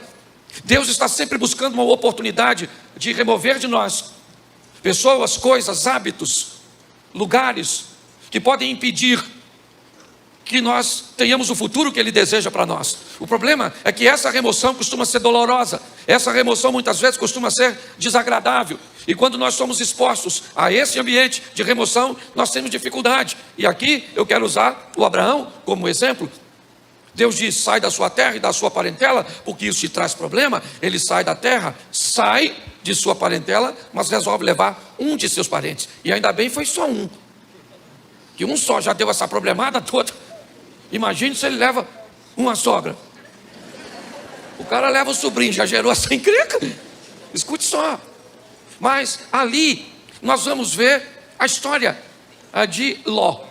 Quando nós vemos o momento em que Abraão se separa de Ló, naquele momento onde seus pastores, eles têm contenda, nós vemos a maneira com que Ló enxerga as coisas. Abraão diz para Ló: Ló, nós precisamos nos separar. Então vamos fazer o seguinte: você é mais novo, você tem menos experiência, tá certo? Vamos fazer o seguinte: escolhe você para onde você quer ir. O direito de escolha era de Abraão, era ele, mas ele dá a seu sobrinho e diz: para onde você quer ir? E ele olha as campinas do Jordão. Preste atenção, o futuro. Ele está olhando para frente, é verdade, para onde ele quer ir. E para onde Ló quer ir? Para onde ele acha que é bom. O capítulo 13 de Gênesis, o verso 10, diz que ele olha para as campinas do Jordão. E é para lá que ele vai. É para lá que ele ruma. Por quê? Porque para ele está olhando o melhor lugar, aquele que aparenta, o mais promissor, aquele que parece que ele vai ser bem sucedido. O que Ló ainda não sabe é que a bênção daquele que serve a Deus não está no lugar, está nele. Onde quer que a pessoa que tem a bênção de Deus vá, não tem jeito, pode ser deserto. Eu já ouvi falar que deserto não é local de morar, eu até entendo, mas a Bíblia diz que Ismael cresceu, prosperou e venceu no deserto, porque se Deus for contigo, o deserto tem que te fazer prosperar. Só que quando eu olho no mesmo capítulo, no 13, no verso 14, assim que Ló vai embora, aliás, assim que ele sai da vida de Abraão, um local que ele nunca deveria ter estado, porque Deus avisou lá no capítulo 12. Assim que ele vai embora, olha o que diz o verso 14: disse o Senhor a Abraão: levanta os teus olhos e olha. Enquanto um olha para onde quer, o outro olha para onde Deus manda. Você está entendendo? A diferença dos bem-sucedidos verdadeiros é exatamente essa. Talvez você procura o negócio mais promissor, o lugar mais promissor, as pessoas que você... Pare de olhar segundo os seus olhos e passe a olhar segundo os olhos do Senhor. Mas para que isso aconteça, provavelmente quem Ele mandou, ou aquilo que Ele mandou sair da sua vida, tem que sair. Quando nós vamos olhar para a história das filhas de Ló, eu só quero lembrar você que agora está elas com seus pais, com seu pai, e ela acaba se deitando com seu pai para ter um filho, porque elas não veem condições de fazer isso de outra maneira. A ótica dessa família sempre foi uma ótica bem complexa. Nós vemos, por exemplo, o anjo falando para Ló: vai lá e fala para suas filhas e para seus genros, que vocês têm que sair daqui depressa, que Deus vai destruir a cidade. Primeiro, os genros não aceitam, fica para trás. Segundo, os anjos têm que pegar na mão da mulher e das filhas e dele para sair, senão ele não sai. Quando eu olho para a história desse camarada, eu vejo o Noé chegando em casa e dizendo para a família dele: Deus falou comigo para a gente fazer um barco. E a família fez. Olha só a credibilidade. Eu quero te mostrar, por quê? Porque quando eu vejo a mulher, Jesus usando esse texto, dizendo que eu preciso me lembrar da mulher de Ló, me parece que o que a Bíblia está querendo dizer é o que o passado pode fazer com pessoas. Deus está lutando o tempo inteiro para fazer você progredir, para fazer você vencer, para levar você para a próxima fase desse game da vida. Eu tenho o hábito de brincar e dizer: a palavra vida, gente, é um negócio sensacional. É só o V de vai e o resto é só ida. Mas tem gente que não consegue avançar porque fica preso no passado, olhando para tudo aquilo que ficou para trás. Que saudade da cebola, que saudade do pepino, que saudade do Egito. Tem muita gente que Deus está querendo que você avance, mas o passado está te segurando. Eu não sei que passado é. Pode ser um trauma, uma decepção. Eu não sei. Eu só sei que o propósito de Deus é te fazer avançar, e o Satanás, o propósito é fazer o contrário, que você não ande. É assim que funciona.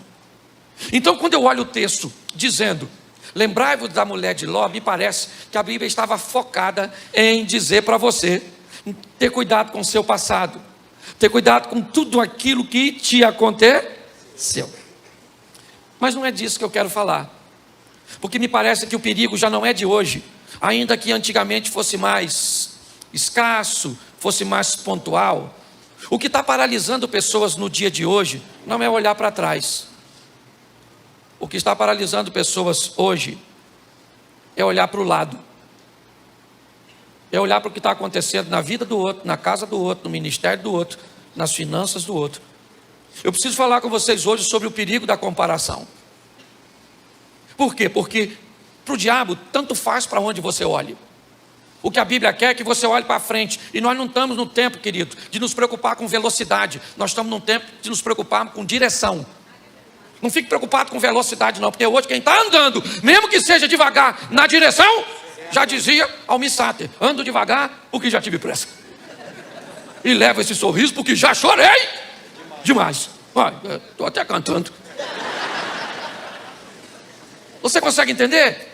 Há uma preocupação de Deus em te fazer avançar, em fazer com que você rompa. Mas para isso, você vai ter que aprender a olhar pro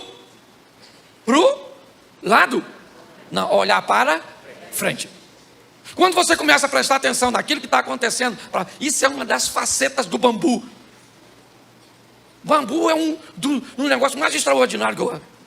Porque presta atenção, primeiro, ele não tem galho. Pastor, mas aquilo que cresce para o lado é folha. Vai dar uma estudadinha que você vai ver. Eu gosto dele porque antes de crescer para cima, ele cresce para baixo. Pensa num bichinho.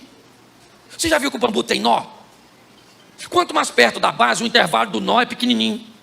Conforme vai crescendo, o intervalo entre o nó e o outro vai ficando maior. Já notou? Se o bambu não tivesse nó, sabe o que aconteceria com ele quando o vento batesse? Ele rachava de alto e embaixo, igual um cano de PVC. Mas cada nó que ele tem, no começo talvez para ele seja mais difícil intercalar o nó, então é um pertinho do outro porque é meio imaturo.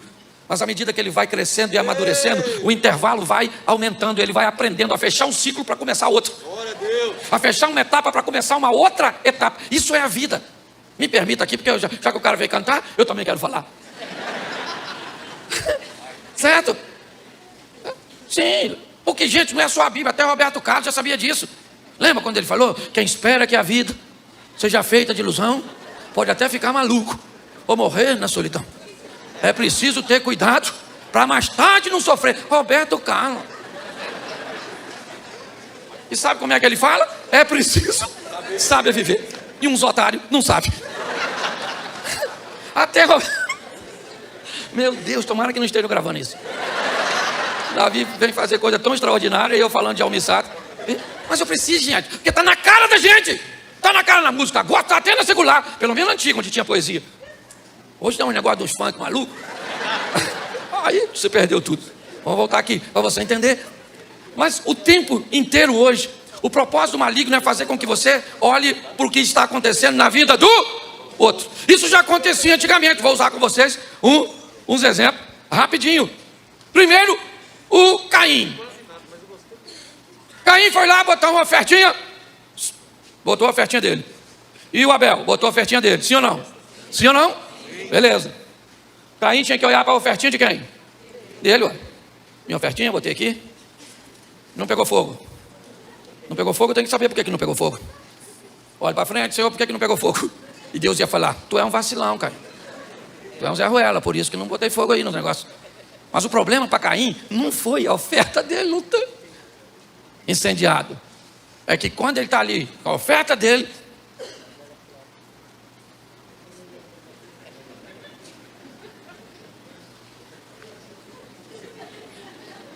a do Abel pegou fogo. Caraca, a do Abel pegou fogo, a minha não pegou fogo, a do Abel pegou fogo, a minha não pegou fogo. Quando você começa a canalizar a sua atenção para ver o que está acontecendo na vida do outro, querido, você deixou de canalizar força para fazer as coisas acontecer na sua. Você está entendendo? Você tem que se preocupar por que as coisas não estão acontecendo na sua vida. E para isso você vai ter que aprender a usar a métrica que Deus tem para você. Porque o que Deus, você é único, o que Deus tem para você é só seu. Amém. Não tenta entender, gente, não tenta entender o que acontece na vida do outro. Vai dar ruim. O Salmo 73, o cara mesmo já diz, depois você lê, que é o Salmo da comparação. Ai, meus pés quase vacilaram, quase tropecei quando ficava olhando para a vida dos outros. É mais ou menos assim. Miserável do salmista, fofoqueiro. Prestando atenção no que está acontecendo na vida alheia. O que Caim tinha que fazer? Não pegou fogo? Não pegou fogo aqui não. É lógico que quem pega fogo, tira onda. Certo? O Abel falou, pegou não, Caim? Pegou não, né? O meu já queimou tudo. Você está rindo de quem? Basta as coisas. Gente, pior que não ter é os outros tendo. Pior que não acontecer na nossa vida é acontecer na vida de alguém perto de nós, porque ninguém tem inveja de quem está longe. Eu tenho quase certeza que a vontade de Caim era matar Deus. Porque quem não aceitou a oferta? Quem não aceitou a oferta? A Caim vai matar quem? Abel. Porque presta atenção. Quando você vence, ninguém pode destruir aquele que te deu vitória. Mas pode fazer de tudo para que você perca. Por isso que o perdedor detesta o vencedor. Porque você, presta atenção, 3 horas da manhã, Jesus vem andando em cima d'água. Todo mundo com medo, todo mundo com medo, todo mundo com medo. Quantas pessoas estavam com medo? Todo mundo. Alguém ainda grita, um infeliz, fantasma. Os caras só não correram porque estavam em alto mar, certo? De repente, Pedro diz, aí Jesus, deixa eu ir aí, poxa. Eu imagino um discípulo olhando para o outro. O Pedro quer ir? Deixa ele ir. Deixa ele ir. Pedro sai andando em cima d'água, sim ou não? Perguntinha básica, quem é que foi atrás dele? Ninguém. E quando ninguém vai atrás dele, provavelmente o que eles queriam que acontecesse com Pedro? Afundasse. Porque quem não vai detesta ver você indo. Quem não faz detesta ver você fazendo. E pior, me parece que muitas coisas o diabo tem feito para fazer você olhar para o lado. Olhar para o lado para ver quem está vencendo e olhar para o lado para ver quem está perdendo. Para de olhar para o que está acontecendo na vida do outro. E passe a olhar o que Deus quer fazer na sua vida. Descubra o que Deus quer para você. Ainda dá tempo dele fazer um incrível, sensacional a seu respeito. É assim que funciona. Quando nós olhamos para isso, o que nós vemos? Põe esse texto aqui, por favor. 1 Samuel 18:8. Põe para mim. Primeiro livro do profeta Samuel. Dá uma olhada nisso aqui. Isso. Então Saul se indignou muito, e aquela palavra apareceu mal aos olhos e disse: 10 milhares deram a Davi, e a mim somente milhares. Na verdade, que lhe falta senão o reino? Preste atenção. O cara, ele é o monarca. Ele é o rei. Olha a posição de Saul. Olhe bem. Ele é o rei de Israel. Mas quando você se compara com outras pessoas, sabe quem era Davi? Ninguém. Um menino. Que a única coisa que fez foi matar um gigante. Entra ele com a cabeça na mão. Mas quando ele entra com a cabeça na mão, ele é ovacionado. Lógico que ele é ovacionado. Ele acabou de matar o oponente. Mas aí o rei olha para Davi, sendo ovacionado por aquelas mulheres, e faz uma comparação entre o rei, um homem maduro, e um garoto. O dono da coroa e um rapazinho. Porque quando você olha para o lado, você se inferioriza. Porque se você olhasse para o lado para dizer: poxa, até aqui me ajudou o Senhor, como é bom olhar e ver onde eu estava e onde eu estou hoje, que tem muitas pessoas piores do que eu. Mas não é isso que nós fazemos. Nós fazemos como Davi, como Saul fez. Nós olhamos e dizemos: o que falta para ele? Agora já ele vai ser dono do reino. Porque para ele deram 10 milhares e para mim só deram milhares.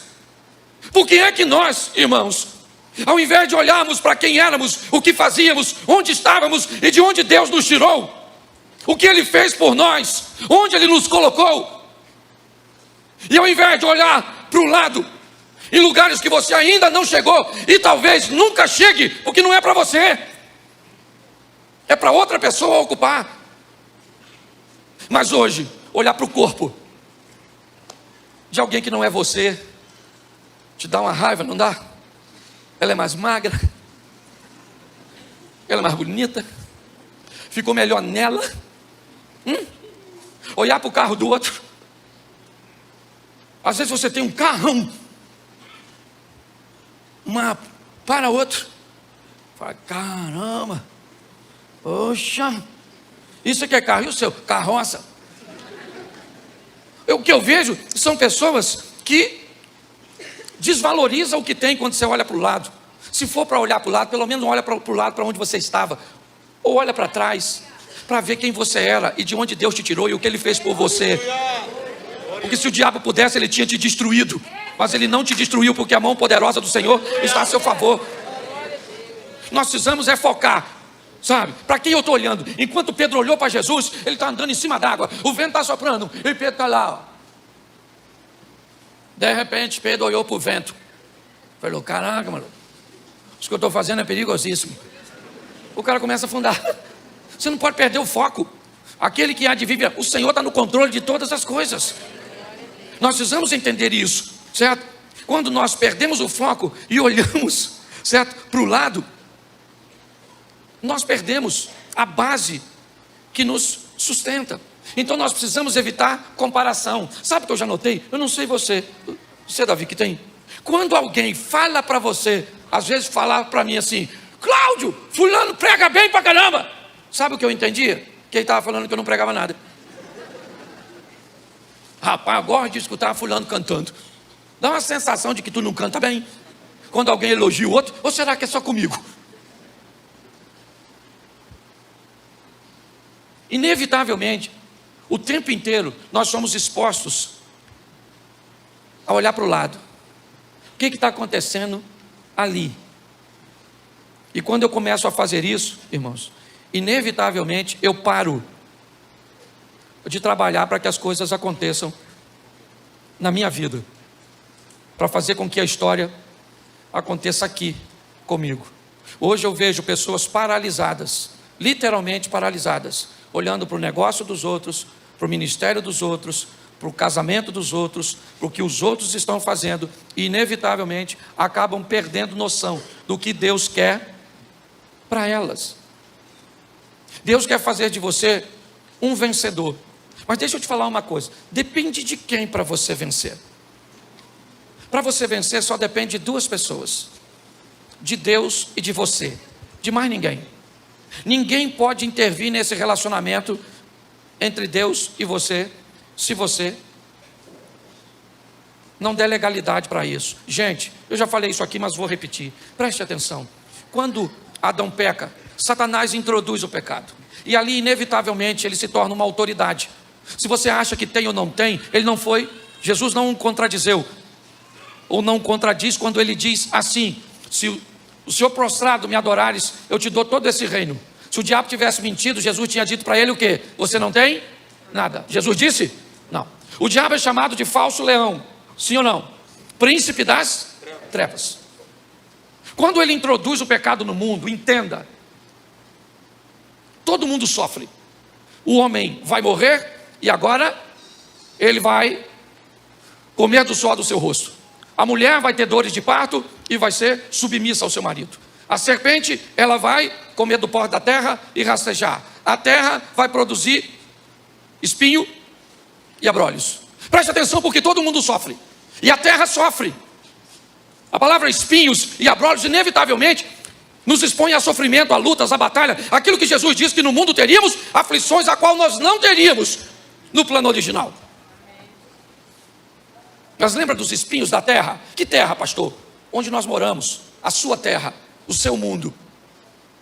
O ambiente cujo qual você foi colocado para crescer, para prosperar. Lembra? Esse é seu mundo. Aqui nós temos diversos mundos. Por quê? Porque é o seu mundo, suas conexões, seus parentes, as pessoas que estão ao seu redor. Mas lembra de uma coisa, que você precisa lembrar disso para ser vencedor. Se a terra vai ter espinhos, isso dá uma determinação que o rei da terra, o príncipe dela, ou como queiram chamar Satanás nesse momento, ele tem um nível de autoridade. Mas todas as vezes que um rei era deposto, todas as vezes que um rei era vencido, a coroa do vencido ia para a cabeça do vencedor. E todas as vezes que a coroa do vencido ia para a cabeça do vencedor, tudo aquilo que pertencia ao rei vencido, a cada pássaro do reino, a cada árvore do reino, a cada gota d'água do reino, a cada pedaço de terra, a cada animal selvagem daquele reino, como a cada pessoa, a casa e tudo, agora passaria a ser desse rei. E aí eu preciso lembrar uma coisa que às vezes nós nos esquecemos. Quando Jesus vai ser crucificado, colocam uma coisa na cabeça dele, e você lembra o que é? Uma coroa de quê? E quando a coroa de espinho vai para a cabeça de Jesus, o que a Bíblia está dizendo é que Satanás está sendo destronado, e Jesus agora controla todas as coisas. Não que não controlasse antes, mas quando nós entendemos isso, e eu acho que é isso que faz com que pessoas não olhem para o lado. Eu não sei você, mas como eu viajo muito, o tempo inteiro, eu sou exposto à situação para olhar para o lado. O carro do outro, a casa do outro, o relógio do outro, o dinheiro do outro. E eu gosto de falar de mim mesmo. Eu não sei você, mas eu olho. Às vezes eu entro numa casa e digo, caraca, maluco, carro maneiro. Pô, eu podia morar aqui, hein? Moro lá em Xerém. Aí eu viajo, vou para outro lugar, aí entro em outra casa melhor que aquela outra. Porque sempre tem alguém melhor que você. Sempre tem alguém do lado que você pode olhar e dizer, caramba, eu poderia estar lá. Mas também vale a pena dar uma olhada e dizer, mas eu já estive lá. E Deus me tirou e me colocou onde eu estou hoje. Glória a Deus. Minha proposta hoje é fazer com que você pare de comparar. Pare de comparar seu marido. Nossa, você podia ser igual o marido de fulana. E você podia ser igual aquela gostosona lá. Aí você fala para o seu filho, menino, olha o filho da vizinha, que menino inteligente. E o que o filho poderia falar para você? Vizinha, outro DNA. Entendeu? Vizinha, eu sou fruto de uma árvore ruim. Você está rindo de quê? É sério. Pare de fazer comparação. É o que o outro tem, o que o outro faz, é o que o outro pode, porque isso está paralisando as pessoas. Aprenda a quê? A valorizar o que você tem. Torne a sua vida mais interessante. É isso que Deus está querendo fazer. Gente, olha só. A Bíblia diz, eu bem sei os pensamentos que vocês têm a respeito de você mesmo. Essa é a minha tradução. E eu sei que vocês querem paz, sim ou não? Sim. E eu estou trabalhando para dar para vocês o que vocês? Só que está ruim. Porque eu estou tentando fazer o melhor por vocês e vocês estão sabotando a missão. Porque está assim de gente, ó, que vai morar no céu, mas vai viver uma vida desgraçada nessa terra. Escutando a palavra de Deus todo dia, todo dia, todo dia. E eu tenho repetido isso aqui direto. Pare com essa frase, quem tem Deus tem tudo. Ô pastor, você ficou louco? Não, não fiquei louco. Talvez louco tenha ficado você. Pastor, quem tem Jesus não tem tudo? Tem no quesito salvação. porque Ele é o único e suficiente, não precisa de intermediário. Se você está falando isso como verdade absoluta, no que diz respeito à salvação, quem tem Jesus tem tudo. Sim ou não? Sim. Mas no que diz respeito à vida terrena, não. Sou capaz de dizer que está assim de gente aqui hoje, que tem Jesus, mas não tem dinheiro. Então não é tudo.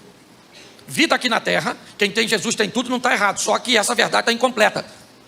Porque se você começar a achar que quem tem Jesus tem tudo para a vida aqui na terra, tu não trabalha, não estuda, não se qualifica, não administra, não cuida, não faz nada, e vem para a igreja para orar, porque Jesus tem tudo.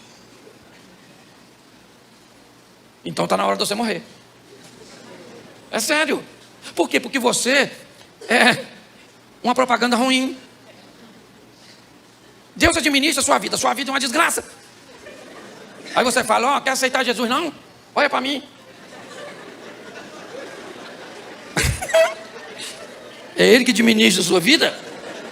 Nossa, não vou ficar por aqui mesmo, deixa aqui. Aqui está bem melhor. O maior evangelismo, irmão, para mim, é o quê? É a nossa vida. Então nós precisamos entender. As pessoas têm que olhar para nós, sim, como inspiração de uma vida plena com Deus. É isso que todos nós temos que buscar. Só que nós estamos na igreja dia após dia, meses após meses, ano após ano. E desde que eu entrei na igreja que estão falando que Jesus vai voltar. 92, ele já estava para voltar. Foi quando eu me converti. Jesus está voltando. Falei, caralho, está voltando. Será que essa semana? Já vai fazer 30 anos. E Jesus ainda não voltou. E tem gente... Esse dia eu vi um anúncio de um cara que queria mostrar na Bíblia quando Jesus vai voltar para a gente se preparar. Eu falei, sabe? Ele fez umas contas. Falei, mas Jesus não falou que ninguém sabe. Mas ele disse que sabe, o que Jesus está mentindo e ele está falando a verdade. Nós temos que estar preparados para quê? Para vencer. Gente, você vem nessa terra para comer o melhor. Deixa eu te explicar uma coisa. A Bíblia está bem escrita assim, Os céus são céus do Senhor. E a terra ele entregou para quem? Fala assim, os filhos dos homens. Agora pergunta para mim assim, quem é o filho do homem? Quem é? Eu. Tem um pessoal que ainda não sabe quem é o pai, não. Deixa eu fazer mais abrangente. Quem são os filhos dos homens? Fala assim, eu. Bom, a terra ele entregou para quem? Não. Vamos lá, primeira pessoa do singular. A terra ele entregou para mim. Eu. Aí suponhamos que eu não queira. Eu, Cláudio. Sabe quem vai ficar? Eu. Com quem quer. É só isso.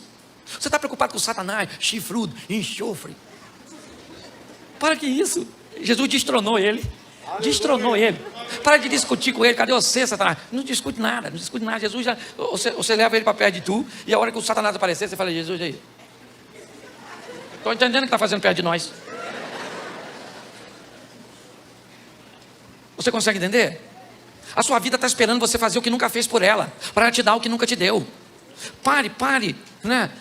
Nós ouvimos, pelo menos aqueles que estavam na nossa imersão, algo que para mim foi libertador, descobrir que ao invés de culpado, você tem que ser responsável.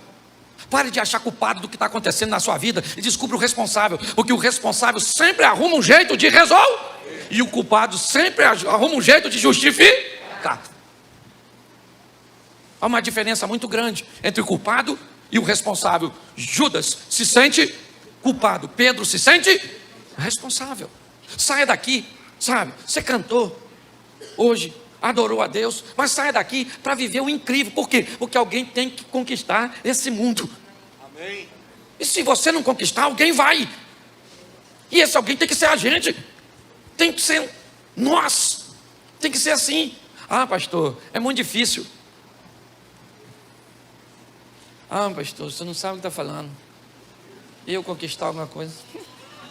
Arrumei nem namorada ainda. Vou conquistar o quê? Para com essa mentalidade sua assim. Ou então vá para outro canto. Servir a Deus com os cabelos de bagre. Porque o propósito nosso aqui é esse. É pegar você, levar você para perto de Deus, para que você viva. Não é para que você seja maior que ninguém. Pare de olhar para o lado.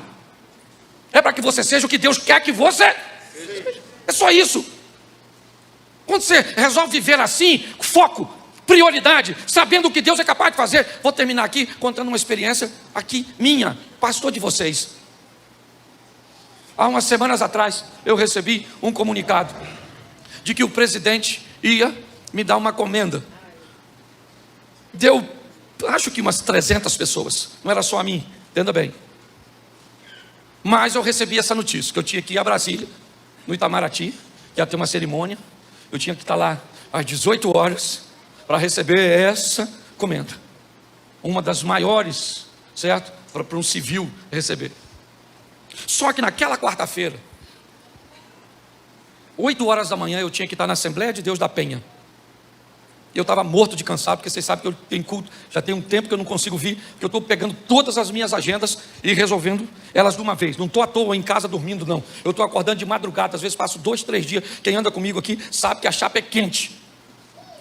Mas eu estava tão cansado que eu escolhia ir no conselho de pastor de manhã, certo? Onde teria a votação para ser presidente do comércio, pastores do Rio de Janeiro, ou eu ia a Brasília, que corria o risco de se atrasasse alguma coisa, eu não conseguia chegar na cerimônia. Eu já estava com passagem comprada, com tudo, e falei, quer saber de uma coisa?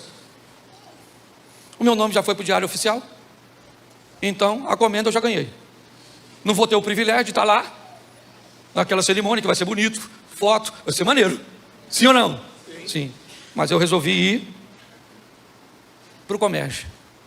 Fui eleito presidente do comércio para 2022. E aí, presta atenção, eu mandei uma mensagem para a primeira-dama, me justificando. Eu deixei de ir numa cerimônia de algo extremamente, sim ou não?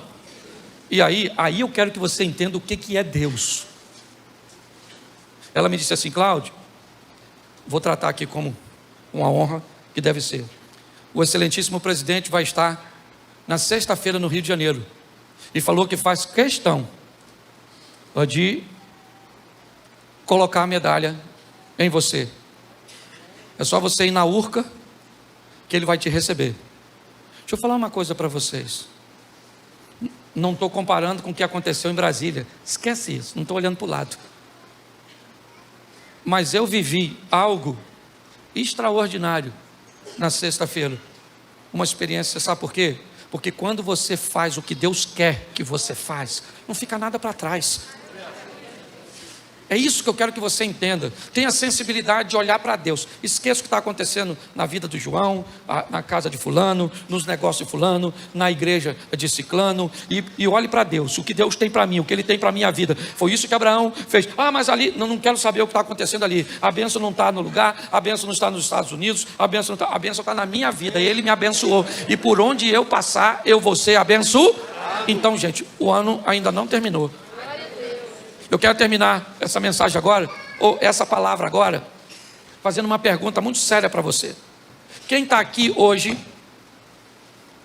e o ano para você tinha expectativa de que algo acontecesse, estava para acontecer, estava combinado, estava certo, seja uma cirurgia, uma causa na justiça, eu não sei o que você tem. Se tem alguma coisa desse ano que era para acontecer e ficou travado, eu quero que você saia do seu lugar e venha aqui na frente, que eu quero terminar orando. Pega e traga aqui. Quero o ministério de louvor aqui, rapidinho. Isso. Não interessa o que é. Traga para cá agora. Pode fechar aí, ó. Fecha aí para mim. Isso.